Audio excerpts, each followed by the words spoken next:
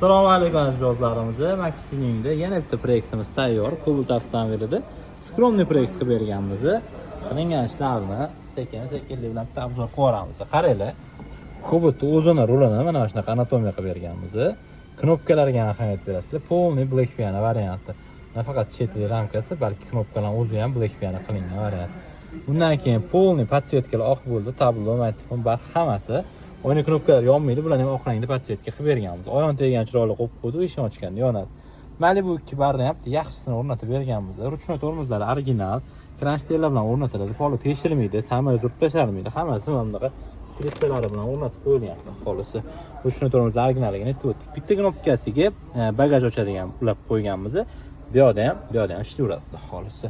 Xo'p, koordinatlardan chexol, poliklarimiz bor.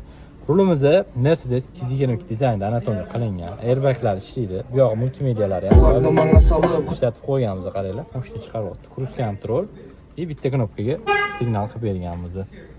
Sifatiga bitta ahamiyat berib qo'yasizlar dizayni bilan. Juda ham udobniy mashina ushlab ketishga.